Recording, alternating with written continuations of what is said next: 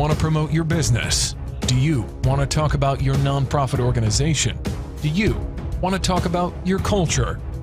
Introducing the online web TV, Afrique Today, where you can watch us live at the same time on 4 platforms: Facebook, YouTube, Twitter, and using the Afrique Today app. Download our app today for Android or Apple. Promote your business today.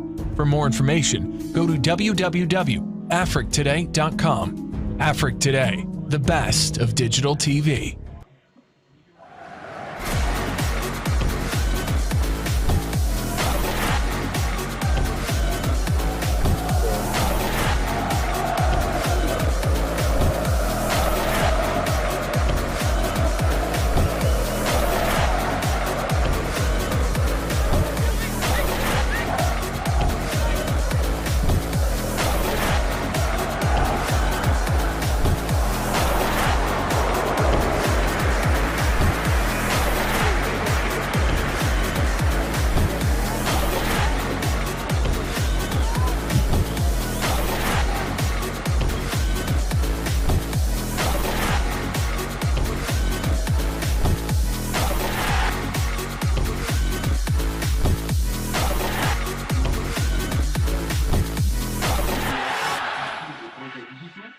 Aimeriez-vous gagner des revenus passifs conséquents en tout lieu?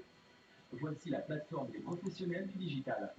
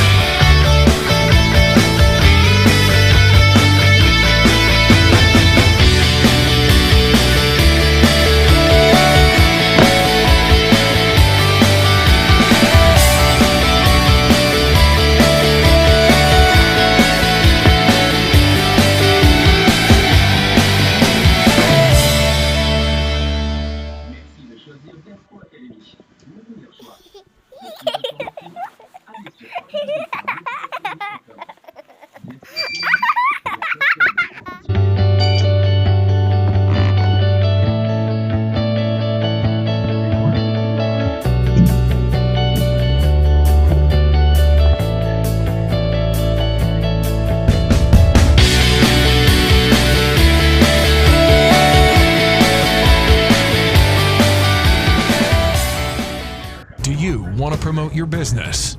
Do you want to talk about your nonprofit organization? Do you want to talk about your culture? Introducing the online web TV, Afrique Today, where you can watch us live at the same time on 4 platforms: Facebook, YouTube, Twitter, and using the Afrique Today app. Download our app today for Android or Apple. Promote your business today. For more information, go to www.afriquetoday.com. Afrique Today, the best of digital TV.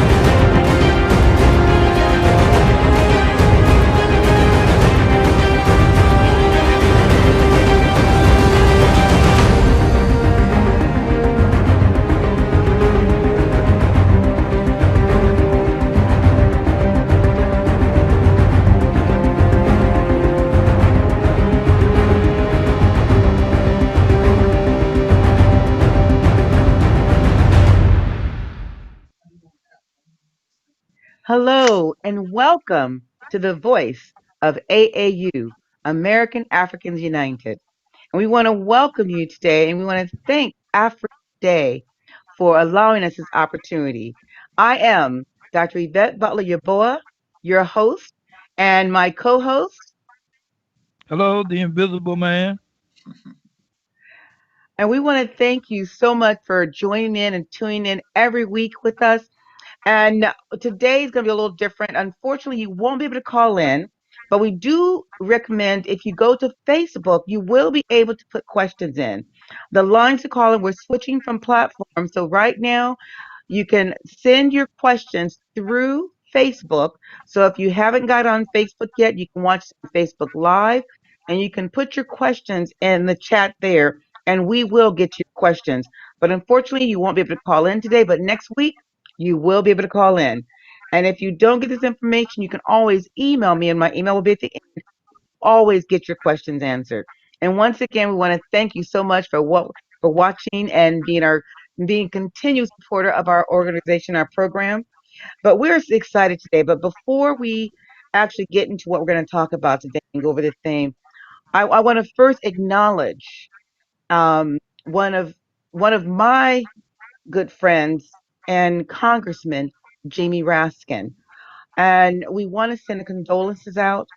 As many of you might know, Jamie Raskin's son has passed away on New Year's Eve. And we want to send our condolences because during these troubling times, it's very hard to have to bury a child. And especially if, your child, we expect for our children to bury us. And so it's very difficult. So I do want to send out our condolences on behalf of American Africans United and on behalf of me personally, Dr. Butler Yabo and my family.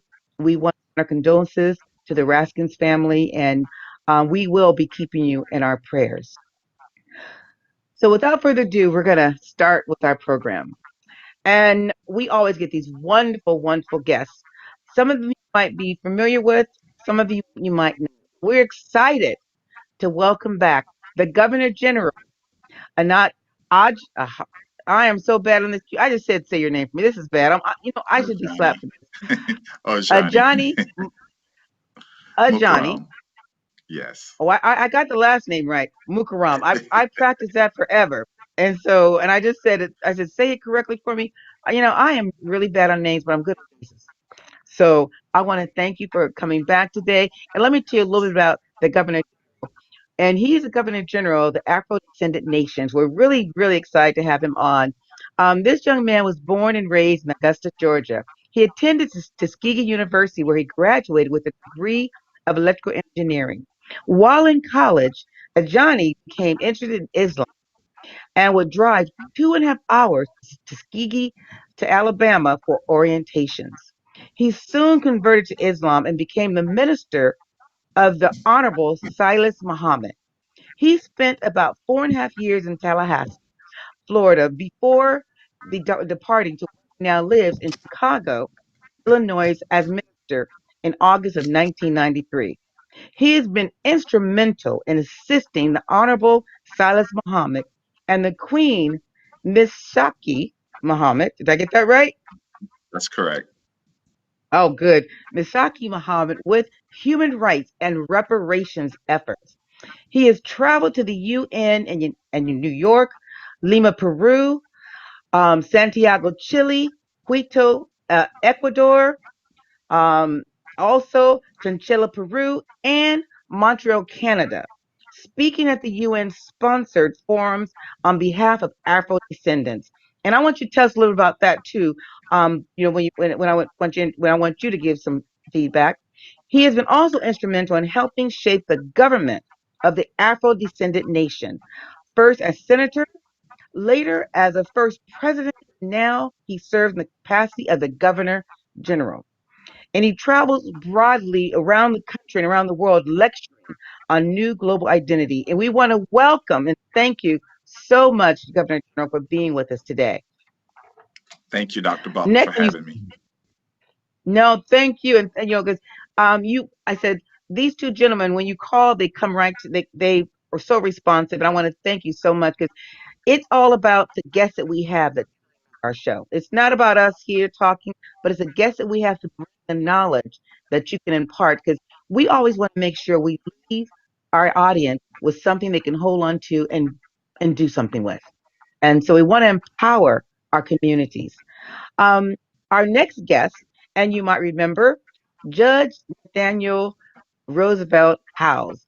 And now I'm not going to go and talk all about his history, because I'll tell you a little bit, because he has an unbelievable and impressive resume. Judge House was elected as judge of the Circuit Court of Cook County in 1998, a long time ago, and was initially assigned to the first municipal district, where he served in numerous assignments, including traffic court, evictions, supplemental remedies, and the civil jury trials. In June 2001, Judge House was assigned to the county division, where he presided over election cases, and the Supreme Court assigned. I'm sorry, I'm reading this, you guys, and you see my glasses.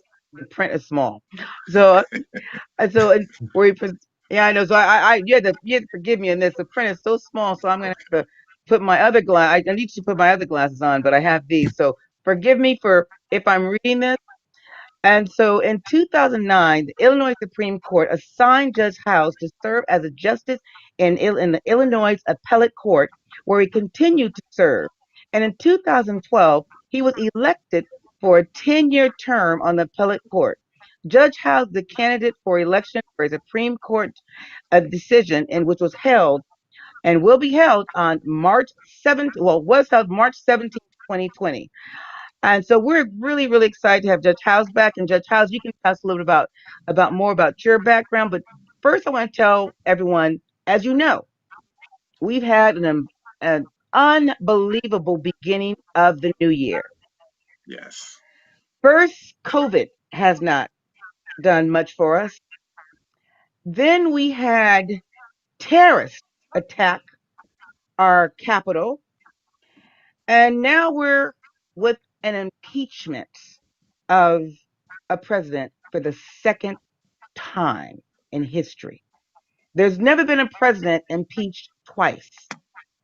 And so today, we're here to find out, first of all, how can we, as people of Afro descendants, African descent, African Americans, whatever you want to call us, people of color, how can we govern our own communities, especially when the government is in peril?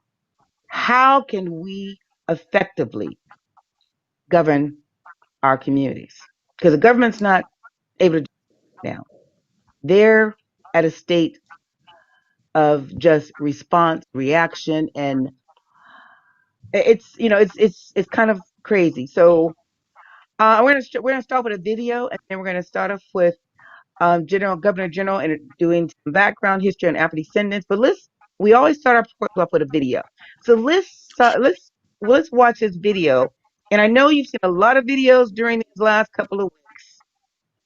And here's one I'm not sure a lot of people have seen, but we got to see this video of what happened and where we are today as a community, as people, and where, unfortunately, and I always say Black Lives Matter, how Black lives don't matter. Because if this was us out there, you would have saw a different response. Please, the clipping, please.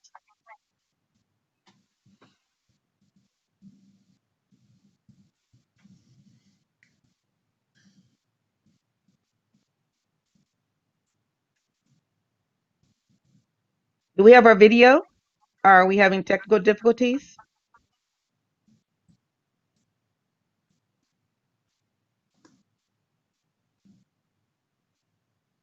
Okay. I sent the video a little while ago, so we'll continue on because he doesn't have the video yet. And while we just go straight into, I want the Governor General to say a few words. I'm gonna get the video over so we can get that video up. Okay. So Governor General, tell us a little about African descendants. Then give us a little, tell us a little bit about what's going on and how you feel about where our country is now. And this is our country. It was built on the backbone from the blood and sweat of people of color. And we need to make sure the audience knows that, and especially immigrants knowing this country was built on our backs and the sweat and blood from our ancestors here. So tell us a little bit about give us your thoughts. Okay, sure. First of all, just to give you background on the Afro-descendant nation, the Honorable Silas Muhammad, who is the spiritual son of the Honorable Elijah Muhammad, who was a leader of the Lost Found Nation of Islam for over 40 years, headquartered in Chicago, Illinois. He decided in 1998, thereabout, to take the plight of African Americans, Black people, and today we're known as Afro-descendant, and that's why I'm giving you this background. He decided to take our plight, our case, out into the United Nations in Geneva, Switzerland. And while there, he was working with a group working on the rights of minority, and they were under the Human Rights Commission, and there was a subgroup working on the rights of minorities. And while there, he would do interventions talking about how we were disproportionately treated here in the United States of America, how although we had been here and were claimed as citizens, we weren't treated fairly. And today, you see the campaign Black Lives Matter. But for our treatment, there would be no need for a campaign called Black Lives Matter. We're gunned down, we're pulled over, we're marginalized. And he said that the United States of America, based on the way they treated us, that they deserved to pay reparations, and we deserve reparations. But first, we needed to reestablish our identity because we were disconnected from the human family and had become a stateless people. And so based on that, he cited our case based on Article 27 of the International Covenant on Civil and Political Rights, where it says members in a group have the right first to speak their own language, to practice their own culture, and to practice their own religion. All of which we lost during plantation slavery. We no longer are able to speak our mother tongue, Dr. Butler. We don't know our original culture or our ancestral religion. So we're disconnected from the people we really were. And based on that, he said we had an identity crisis and need to be reconnected. Just one moment and I'll be quiet. How do we know we had an identity crisis? Well, when do you know Chinese to be other than Chinese, or Koreans to be other than Korean, or Germans to be other than German? But here in America, we've been colored, we've been Negro, the awful N-word, we've been niggers, we've been Black, we've been Afro-American, we've been African-American, and today, based on the work done in the UN accepted the definition of us being Afro-descendant. And I'll give you that definition later, what it means. So today, Afro-descendants deserve a right to be reconnected into the human family. Now, what did I think of this fiasco in America on January 6th? That was incited by the President of the United States of America. I think it was criminal. It was embarrassing for the United States of America to hold herself out as the ideal nation that represents democracy, and for the president to blame the government which he represents of a fraudulent election and to incite people so far as to go and riot. It tells you there's something wrong in America. And but for people having that inside of their character, no one can incite that kind of anger, that kind of riotous behavior out of you unless that's in you. And so the slogan, let's make America great again, I really now understand what that means. Great again for white people. And with that, I'll be quiet and turn it back over to you, Dr. Butler. No, well, thank you. And thank you for the words of wisdom, because I'll tell you, it's, that whole slogan, make America great again. For me, it just means, white supremacy lives, and let it be openly living every single day. And during that these last 4 years, it's been difficult as an African American female who has niece and nephews, husbands, and just seeing what has been happening over the years just become openly blatant as far as disregard, disrespect, and the killings of us. So I Yes. won't go any further. I'll let Judge House, if you can give us a little feedback and tell us if you want to tell us a little bit more about yourself and give us a little bit of your perspective. All right, very good. Well, it's my perspective. My perspective is one from a person who practiced law for 22 years in the state of Illinois and has been a judge now for 22 years in the various courts. So I have a different a perspective of a person who's looking over this past weekend. And I look back further because when you look at the attitudes of the individuals who stormed the Capitol, were they really storming the Capitol to get Donald Trump back in? Is it something about what he's doing for COVID that they like? Is it something he's done for our broken economy that they like? When you look back on it, Dr. McCollum was talking about our history in this country. Our country was actually founded on racism. And there were slaves at the beginning, and they continued to add slavery, and they did it by saying these people, they're not really people. These aren't really people. They're halfway to being an animal or a monkey, and we can, without conscious, force them to do things that we want them to do. And over time, there's been a lot of scientific discoveries have been done, and people are looking at it and saying, under the skin, we're all blood and all that. But there's entrenched in America a group of people, not all white folks, but a whole lot of them, who want America to stay white dominated. That's just the simple truth. They are frightened of what would happen if African Americans and brown people got power. And, there's no scientific proof of this, but I think the reason that they're afraid of it, they're afraid that if black and brown people got in charge, we do the same thing to them as they did to us. It's the kind of thing where they are afraid. You've seen the articles, Time Magazine, America will be brown by 2050. They're afraid of losing that upper step on somebody. There's so many people in this world, and you hear people talk about how good they are and how they can do this and that. But there are a lot of people who cannot feel good about themselves unless they can put somebody else down. And the stepping stone, you can be the most ignorant Mississippi farmer in the world. But as long as he can say, I'm better than a black person, he feels good about himself. They had a interview, some Kentucky man, when Barack Obama was president. And the news reporter asked about him, said, well, how would you like to have a medical system where we take care of your children till they're 25 under your medical insurance? And where if you have a pre-existing condition, the insurance companies can't turn you down to charge you more money. How would you like that kind of medical system?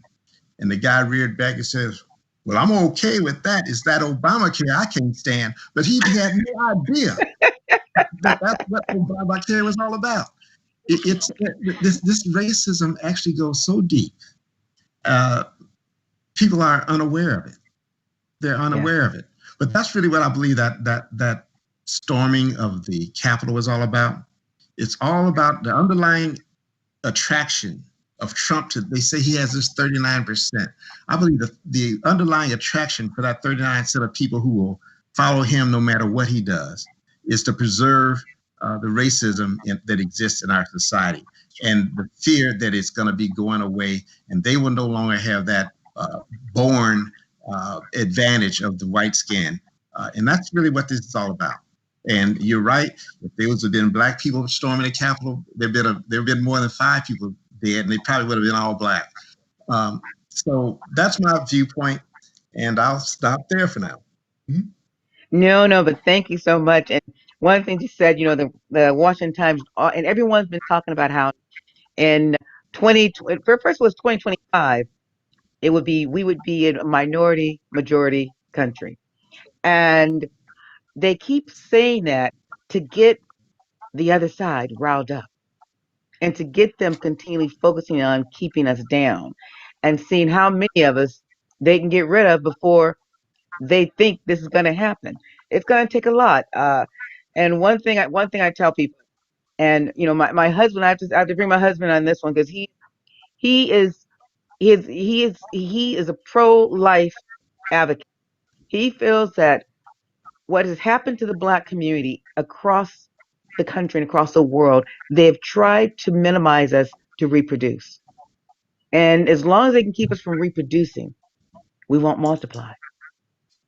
And so he looks at it like it's been systematic, not only here, but also on the continent of reducing the birth rate within communities. And they've basically been focused on African American communities. But we won't go into that. But I want to ask you, I want to ask the both of you. Do you, in your mind, was the incident on Capitol Hill, the siege of Capitol Hill, the terrorists storming the Capitol Hill, and I want to keep saying terrorists because they are trying to rewrite history as we speak now. And these individuals who stormed the Capitol were terrorists. And they're trying to rewrite it, and they're trying to, rioters got a little bit out of hand. Oh, they're just a group of angry people. No, they were terrorists, insurgents who stormed the Capitol. But when you listen to the Republican side, it is a very different picture. Do you think that this was an attempt to stage a coup in the United States? Interesting. I'll give you my opinion. Just when I watching television, and I swing from one diametrically opposed post called CNN to the other called Fox News. And it's am I watching the same events that just occurred? And likewise, is it with those who support Donald Trump and those who support democracy and who supported Biden? Not saying that Biden's going to do it all for us, but Donald Trump made it clear what he was going into office to do and what was going to happen. He was going to make America great again. He was going to hold the reins for white privilege. And when I saw that he was losing the election, and when I saw him start to make the claim that it was fraudulent, that the system itself was not right, and then I start hearing his speeches, he started inciting people way before January 6th. Yes. And when he started telling them, stand ready and stand down, it was like, how can there be a coup when the president is the one pushing? It's more like line up my underlying army, my terrorist group, as you say, and get them ready to do my bidding. And believe it or not, when I listen to Fox News, I see that Fox News is doing Donald Trump's bidding. Whatever he does, there's no right, it could be right or wrong, but it's always right if it's Fox News. And when these people stormed the Capitol, they were assaulting police officers. They were assaulting agents and federal agents, which is a federal crime. Yet, I saw white privilege because those officers had restraint. They did not shoot. They did not spray tear gas, not to the extent that I've seen them do. They did not tase. They were actually getting assaulted, and they were on the back pedal, allowing these people to make a frontal attack.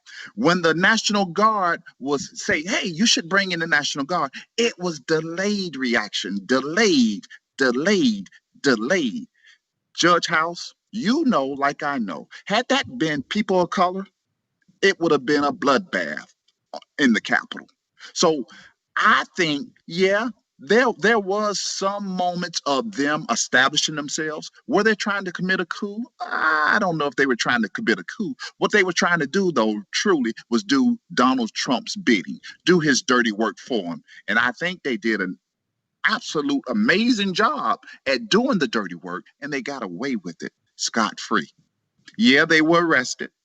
And on Thursday morning, 30 of them released until their Yep. trial, which is to take place in June. Had we been there, not only would we have not had a body to go into a prison, we'd have been going into the morgue because it would have been a bloodbath, Dr. Butler. So it was Donald Trump's bidding. He incited it. This insurrection was all based on him. And that's why he's being impeached for a second time. But he's only got what? 5 more days in office? A little too late. That is so Late. true. Oh my gosh. And I want to just make a point that you had said. So I want our audience to know.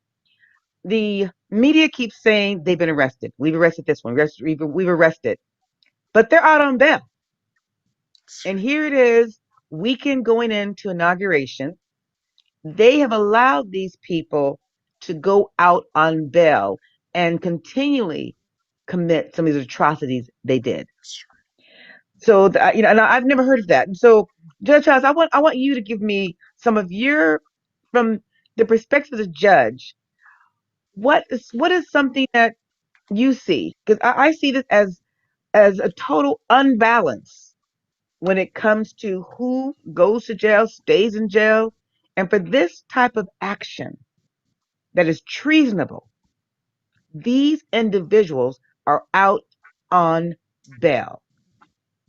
How can we, as Black folks and as individuals of color, start governing our own communities when things like this are happening? Well, I'd like to start out by noting that there's a movement in our country about the bail, cash, particularly cash bail. Matter of fact, our legislature in Illinois just passed a bill yesterday, I believe, reforming cash bail. And you got to remember the basic reason for bail: a person is presumed innocent in our country. And when a person is arrested and charged with a crime, the basic reason for having bail is to ensure that they come back to court on their court date. Now, there is an exception for that general principle, and that is when an individual is a danger to other people, himself, or other people, in which case they can be held without bail. And so that's really where we stand. Now, in regard to those individuals, we had 30 people getting put out on bail. You can't treat them all the same. Bail should be adjusted according to each individual's background. For example, suppose you had a 50-year-old individual arrested at the invasion who didn't break any windows, but went along with the crowd, never been arrested before in their lives. And chances are, if they swear off invasions again, they probably never will be arrested for a crime again. And what should that person's bond be? On the other hand, we saw an individual who was wearing horns and a fur coat and has been with every anti-Black movement that you can think of, and who was online saying we're going to assassinate Mike Pence. Then you have an individual who has a different type of background, and his bail should be adjusted upward from the first individual who's never gotten in trouble. But we have to remember, we are starting out with the premise that everybody's presumed to be innocent, and we're not going to punish before trial, but we just want to make sure they get to jail unless they are a danger to other people. Now, the individual with the horns and the individuals who say they're going to assassinate Mike Pence, maybe they're, you can second guess, but maybe they are not good candidates for bail because there's something coming up next week, a big event coming up next week. Or maybe the conditions of bail can be set so that they can't leave their home state, you can't go to DC. But certainly we have to be mindful that you just can't treat those people differently than the way we would have been treated. And I know that without knowing the details of the 30 individuals, I know that has happened. You see these on TV, for example, and I'll use this for an example. They have these reality TV shows, and one of them is where the patrol officers, they go on the street and they patrol, and they got the camera crew following them. I don't watch shows like that all the time, but I did just. I was too lazy to turn the channel or something. I'm sitting there watching, and the police, they grab this young white kid in the alley. He's on probation, and they caught him dirty with the drugs. And they say, shame on you. We let you get a break. You do better. Catch you one more time, you're going to jail. And they let him go. They took the drugs and let him go. Then they come against, a few minutes later, come against a black kid, not on probation. He's arrested and taken to jail for the same thing. And you know, it's the disparity in that treatment. Here you have an individual who has really done a worse crime, because not only is he presently committing a crime, he's on probation for another one, and he gets caught dirty. And the cops say, we gonna slap him on his hand and send him off and he'll do better. You get a black kid with no record and you give him a record. Why? Yeah. Why is that treatment different? The white cops, why are we treated differently than others? Of course, it goes back to history. We're not human.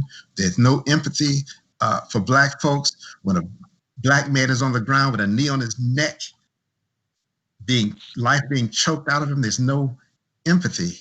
It's just inhumane the way we have been treated and are still being treated in some circles. So the arrests, I'm not surprised that they're released on bond. We have to look at it more closely to see whether some of those releases should not have been allowed, but we really have to take a closer look. And, you know, something else I want to comment on, maybe I'm talking too much, but I want to talk about how much our government, you say, what is good government? Is our government a strong government? Is our government a strong democracy? I think the past week shows how much our democracy depends on having people of strong moral character in charge. The individuals who refuse to go back on the votes of black folks who in Michigan who voted Trump out. And there was strong pressure in Georgia to say, oh, those votes were crooked. And there's individuals who stood up, who refused to bow down to power. And that's the only thing that saved us. And I'll say, I think was a coup. Maybe the individuals on the grounds didn't intend for it to be a coup, but Donald Trump intended to override the results of that election through a show of force to his colleagues. And had Donald Trump had his way, Biden, Harris would not have been confirmed. And he was trying to think of some kind of way to intimidate the crowd to give himself another term. And, you know, it shows so much. People were saying, well, when you go back to 2016, I heard, I work with a lot of folks, and some of my more liberal white folks are saying, oh, Donald Trump is just acting. He's going to act right when he gets elected. You know what? He showed me why. It didn't happen. Hey. Dr. Butler, can you humor me just one moment? Yes. Could you imagine if myself, you, the judge, and we had the Invisible Man, and we had 9,000 others, and we stormed the Capitol, and they catch me, the Governor General, on national television with my feet propped on Nancy Pelosi's desk, pretending that I'm on her telephone, going through her papers, her national, federal, important papers, when they're about to confirm the new president. The electoral votes were being discussed on this night. And there I'm sitting, and the judge has on a helmet with a set of horns out, and he's caught red-handed on camera. And then we're arrested. Come on, you can't even imagine it, because you know what would have happened right on those steps. That is white privilege. So for me to say, is America truly a democracy? Hell no. because you don't support all your citizens. You don't give me the same respect and the same courage, pardon me, conviction that you give white people. There is white privilege. That would never have occurred had black people stormed the Capitol. And I just have to say, if that's the way that the United States of America is going to continue to go, then we're better off looking at what the United Nations doctrines say and say we deserve the right to be a self-determining people. Yeah. And that's my take. Well, let me show the video now because this video is so telling of Oh, I know. white privilege.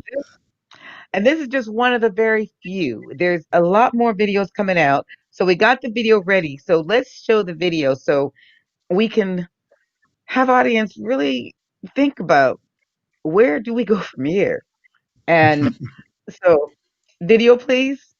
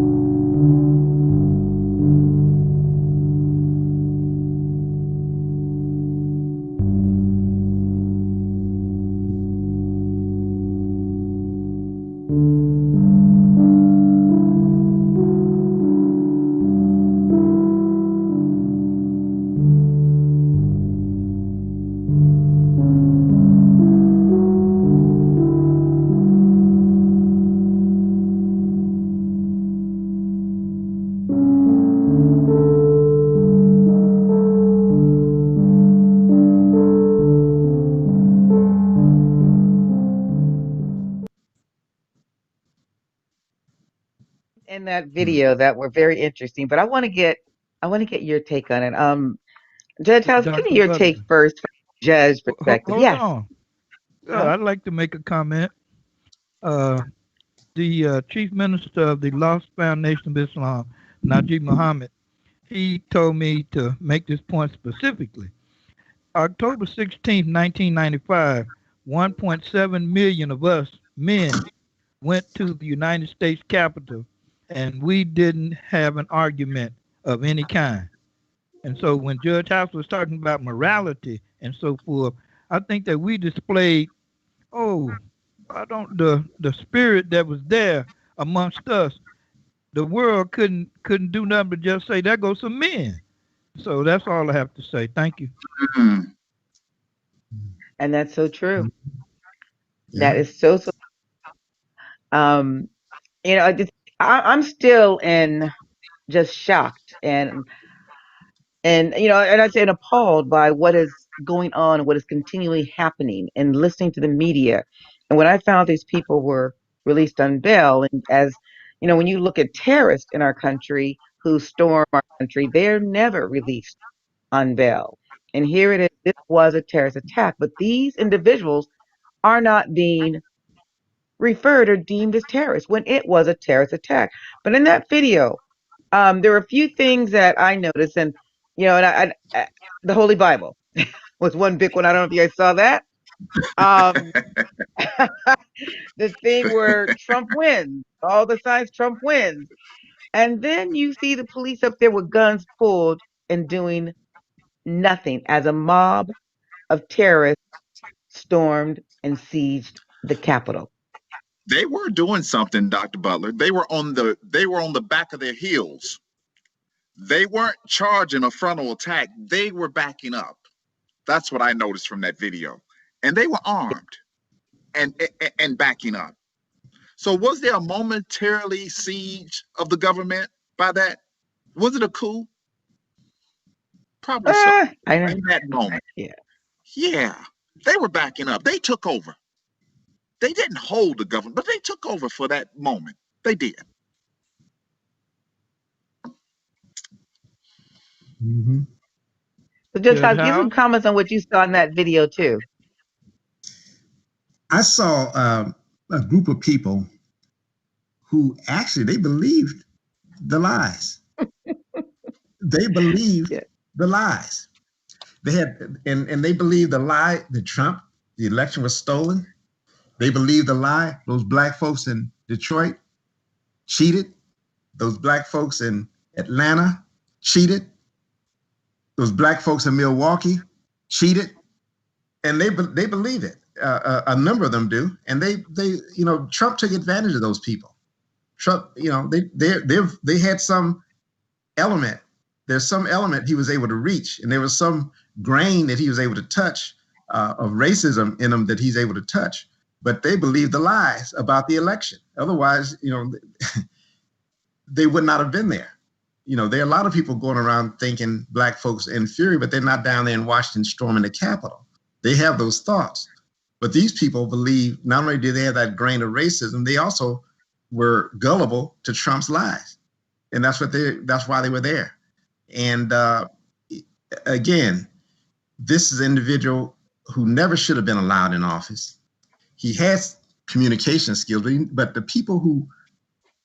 politicians, I saw films of politicians, not knowledgeable politicians, getting on TV today saying, tape from 2016, Trump is nothing but a hustler. He's a liar and a hustler. And they said all these things then, Lindsey Graham and who's the other one? And then they turn around and they kissing his butt. I mean, it's just, amazing the lack of character that we have, that the people have elected. And I'm shocked, and it's frightening almost how much our country depends on the goodwill of people rather than the foundation of our government. I mean, this never should have happened. This presidential brouhaha never should have gotten this far.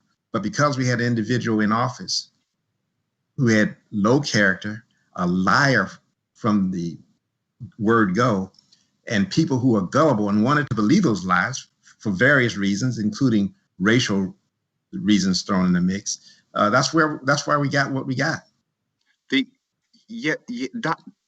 Judge House, Dr. Butler, I saw, and what I really see is pretty much an unraveling of the fabric of the democracy of America. I saw a government that has been standing for years coming undone. It's like if you get a good suit and you get a string and you pull that string, and that string, you keep pulling that string, and eventually it starts to unravel. Well, that's what I saw in this storming of the Capitol, and in President Trump spewing this venom, inciting these people. I saw the fabric of the democracy of the United States of America coming undone. And let me quote the Honorable Elijah Muhammad, peace be upon him. The Honorable Elijah Muhammad said years ago, when self accuses self, that is the judgment. Now, Donald Trump being the self, the president at the top of the United States of America's government, turned on his own government and said about the government, this is fraudulent. I'm being cheated out of the election. Open the books back up. Start recounting. I'm going to sue you. When he exhausted everything legally that a democracy is supposed to stand for, they did a recount. He still lost. He said, recount again. He lost. Recount in this state. He lost. He took it to the courts. He lost. He said, if I can't get it that way, then I'll just use the path of sedition. And he started vehemently sending out these words to incite the crowd. And it worked. And I saw in that moment an unraveling of the fabric of the democracy of the United States of America. One thing I just wanted to say, saying that these people were led by him and incited by him, but they had it in them already. A lot of these folks had it in them already. And I definitely don't want them to get in court and say, well, I was brainwashed, because that's what a lot of them go sit there and say. I was brainwashed by the president. And so I am innocent of all charges because the president told me to do this. I am hoping and I am praying that our country doesn't allow that, because I can see the writing on the wall, and they keep saying, yeah, the president incited this, but you have the right as a human being to discern your own decisions. Even if you believe something wholeheartedly, if it is not factual, it does not matter. It doesn't prove anything. If you believe it, that you should act upon it. So I'm really hoping that some of these, as we move forward, and and hopefully more people go to trial and are prosecuted, that they don't get away with a lot of the things they're doing. I want to ask a question, and this is where it's been viewing, it's been spewing, it's just been it looks like we're on a verge of a second civil war, and a lot of these folks out there want this to happen. What are your thoughts about that? How, as we as people of color, how do we start governing our communities? How do we prepare ourselves to be protected in this country when we know the police aren't going to protect us? So, can you both give me a little bit of feedback on where you see us going? And are we on the horizons of a civil war in America again? The Honorable Silas Muhammad recently spoke in Chicago, and while speaking in Chicago, he he asked a group of us to put together a letter and invite Black leaders, Afro descendant leaders, to come to a meeting to decide what's the best next steps for Afro descendants, not only in the United States of America, but first in the United States of America, and then throughout the slavery diaspora. He said that we can't leave the future of our generations in the hands of this government, because they've shown us that they don't have our best interests in mind. That when we march and we do peaceful march for peace, sometimes it's turned against us, that we needed to shut ourselves up behind closed doors with a major group of leaders and start deciding what's the best course of action for us over the next 2 years, 5 years, 10 years, to salvage and to keep the integrity of our communities and our people intact. That we've got to lead ourselves, and that we should start doing this immediately. And Dr. Butler, that's what we did. We started immediately inviting Afro-descendant leaders to come to the table to start discussing what's the best next steps for us. Are Black people excited and happy about President Biden, President-elect Biden, and President-elect Vice President Harris? Yes, they're excited. But are we going to see any real changes based on what we've seen in the past? We had President Barack Obama, and he did the best he could, I'm sure. But when is someone going to put Black agenda on the table for in the White House and in the Senate and in the Congress and say, here's what we want? Until we get leaders together and we galvanize a movement to say, here's what's best for us.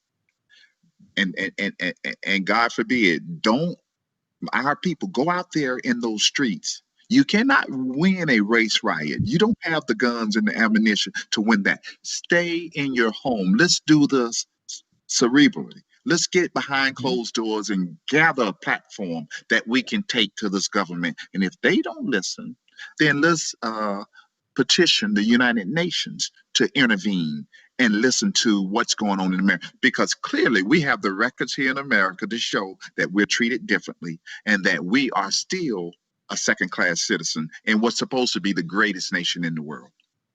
So my talk is get these leaders together, come up with a plan, execute that plan. Let's first, as you say, let's petition the government and see if they will hear what it is we want. And if they don't, let's petition the international community for freedom, justice, and equality and fair treatment in the U.S. Thank you. No, thank you. Thank you. Judge House, can you give us some feedback on that too as well?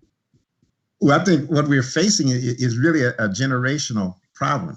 I'm sure most people saw this film that took place during the George Floyd protest, where you had the woman on the back of a truck flying her Confederate flags, and she's hollering at some black folks, and she said, "I hate you, and I'm going to teach my kids to hate you."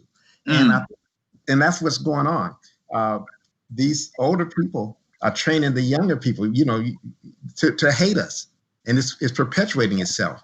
So how is it going to end? It's going to end. It's going to end. The long range ending will be when the demographics change in 2050 or whenever that happens, because it's going to happen. We're going to get justice then, because we will be majority population and hopefully electing representative individuals.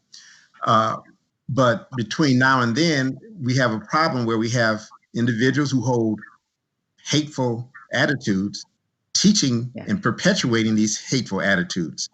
And that's the problem. And that's a real problem. We're going to have to band together as a community and insist that we get representation everywhere, in executive offices and the police departments that so often have such a big impact on our criminal justice system. They are right there on the ground. They make a decision right there about who gets charged and who gets let home with a slap on the wrist. We have to get representation there. But one thing that's really helping us, and I don't want to mean to be trite, but one thing that's really helping us is cell phones, cameras, because a lot of this stuff that happens, we would not believe it. Who would believe that a police officer choked out a man for 9 minutes with that didn't happen. He was disorderly. I don't know what happened to him. But the cell phone cameras have helped. We have to be vigilant to look out for each other. But we have a struggle. I'd like to raise two questions real quick. Yes. Our over 400 years separation from Africa, how does it compare to the story of Moses and Pharaoh? And in the same token, the COVID virus, there was all kind of plague that helped the people in the story become free from Egypt. Does that sound too far out there?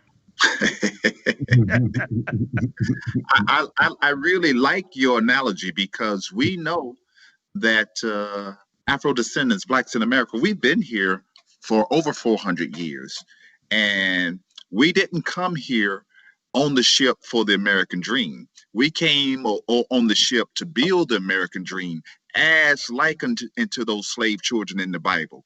We were the slave children making brick without straw for Pharaoh, building his infrastructure. And today he's the greatest nation because he had a huge head start.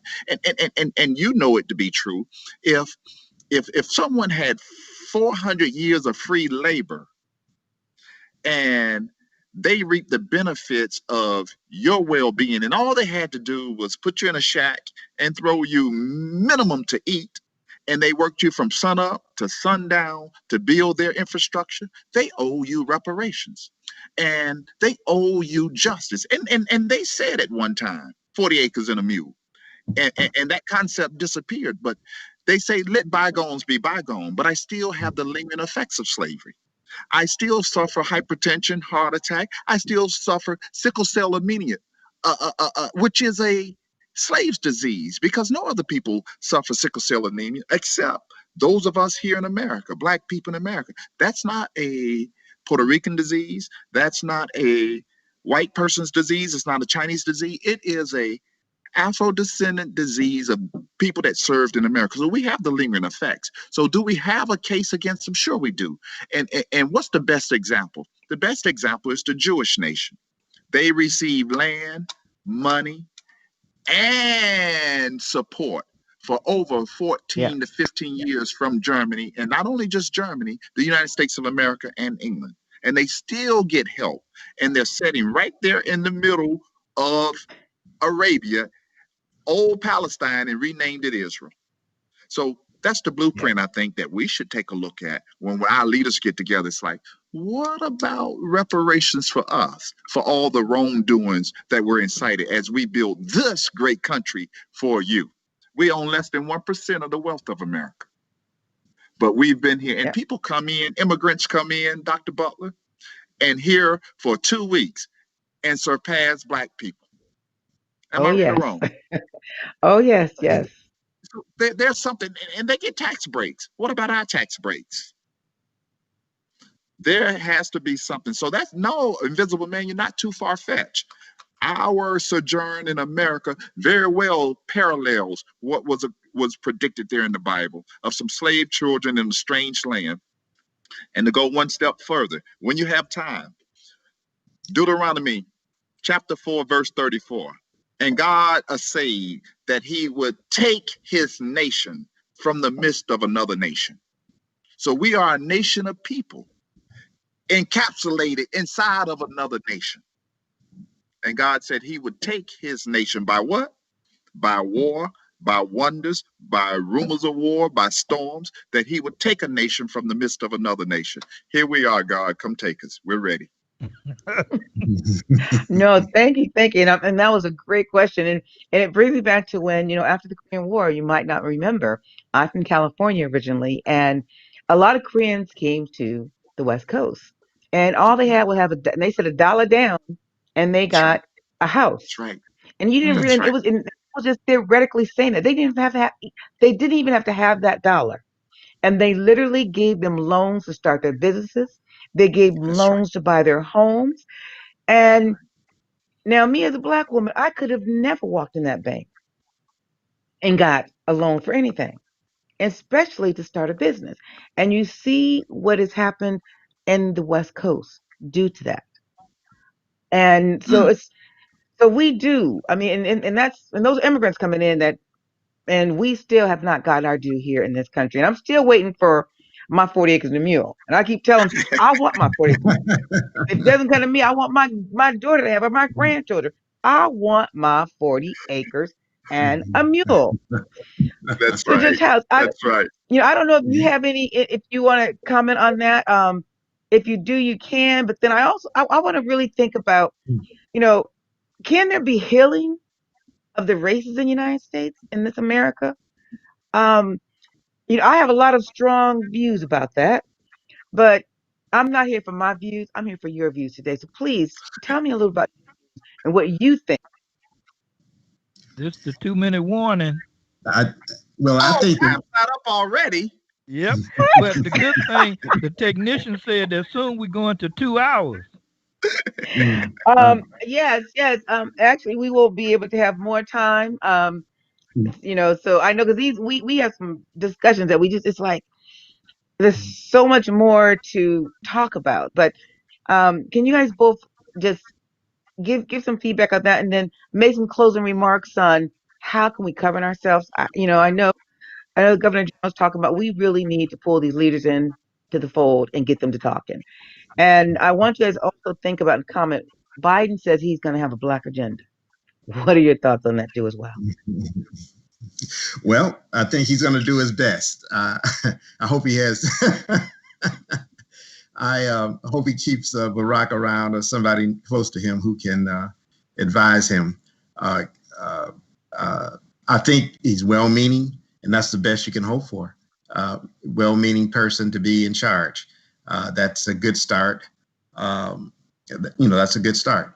And we'll see where we go. I think that the problem that we have that's going to be a continual problem is the perpetuation of all these racial hatred beliefs. The perpetuation of these beliefs is what's killing our society, because the people that owned slaves and denigrated the slaves and treated them like garbage, they're dead. The problem is that their kids have taught it to their kids, and their kids have taught to their kids. And as we saw this lady a couple of months ago, standing on the back of a truck, I'm going to teach my kids to hate you. and that's going to have an effect. And I think that's an issue. I don't have the answer to that. Judge House, my taking is, and having gone out into the UN and gone to forums working with the Human Rights Division on the rights of minorities, and they even sent a special rapporteur into the United States of America to investigate and see if we were warranted reparations. We can fix the problem, or the United States of America can fix the problem, but reparation, the word in itself, at the root of it is repair. And we need to be repaired for the damages that have occurred to us during slavery and during Jim Crow laws. They've never repaired. They just said, you're no longer a slave, you're free to go. Well, you've got 100-yard head start, and we're racing to the 120-yard line, and you don't give me any recompense. You don't give me anything to repair what's occurred. Like Dr. Butler said, immigrants come in and they're getting loans at no interest rates. And here we are, we built this country and we can barely go to the bank and get a loan to stay in a house. And we're not talking a mansion, we're talking about a 2-3 bedroom house. And so the despairing, we gotta fix that if there's to be a healing. The government, as President-elect Joe Biden said, there's going to be a Black agenda. Well, part of your Black agenda needs to be repairing the damage that has occurred to our people over this 400 years. And I will, with that, say, yes, there can be a healing, but give me a Band-Aid, and not just a Band-Aid. I want some salve too, as Mama used to say back in the day. Make that burn feel better. Well, we are, and this time went by so quickly, and we're at the end of our program, and I want to thank the both of you so much, wholeheartedly for coming on again, and I definitely want to. I'm hoping we can have you on again, because we need to start dialoguing, having these conversations and talking, and we need to get more people involved to really push this envelope, and this platform that we have gives us the opportunity for other people to hear worldwide and nationwide what's happening and have a voice. So I want people to remember out there. If we can put my email up, please, because I'll just tell you honestly, we have a lot of people watching, and I'm really excited. We have a young lady from New York who is her organization is called PANSA. It's like about Pan-African and really teaching African immigrants how to, when they come into this country, how to unify, not assimilate, unify with their Black brothers and sisters here. Learn the history. We need to learn about each other, start working together, because we are a melting pot. But the Black folks coming into this melting pot, we need to galvanize and work together so that we can be stronger as one. And one thing I want to say, when Biden puts his Black agenda together, I hope he puts the right people. That's like right. You were saying, Judge House, put the right people on there, because we got some Blacks in this country here and everywhere else, but especially in this country here, who look Black but don't think Black. So we have to make sure they're held accountable, to make sure there's people on these committees that actually think for the Black folks. Put ourselves first. We never want to put ourselves first, and that's been a burden on Black people in general, especially Black mothers. We never put ourselves first, and other groups put themselves first, and that's then right. Unfortunately, in turn, we put that off on our children, and they have this. Well, we don't put ourselves first. We put other people first. So we got to really change our mentality, because we have been mentally castrated by this system here to think less of ourselves and demand less. We have to start demanding what is rightfully ours. Like the Governor General said, we do. They have to give us more than just that Band-Aid. We right. need to have, give me the gauze and everything else. I want what's mine. And, so we got to get there. Well, Dr. Butler, thank you for having us on. Judge House, it was a pleasure sharing the platform with you, sir. A pleasure for me for sharing this platform with both of you. I thank you for inviting me and sharing the occasion. Thank you so much. Well, I want to thank the two of you, and I do want to know that next week we're going to have Omar Johnson, Dr. Johnson, back on, and he's a very polarizing figure, people say, but I'm excited because I think that we are trying to start some action steps on how we can get there. So now we got some steps here and some things need to start doing, and I believe if leaders in their communities really start galvanizing, pulling together on how we can now start to move forward. So I want to thank Afrique Today again for allowing us this platform. I want to thank my co-host, the Invisible Man, for always being here so diligently Thank and you. invisibly and always supporting us with these great, wonderful questions and videos. Because don't just because you don't see him, he does a lot of work. Everyone, a lot of work. So I want to thank everyone again. I want to thank my viewers and watchers out there. We will be with you next week, and we're going to talk about we're at Umar Johnson, and the following week is all about the women and reparations. So do tune in. We have some great things coming up for you for the next couple of weeks, and remember, unity. Unity is Yes. what we have to start really thinking about. And Yes. when I say, and not a simulation, but unity of the Afro descent.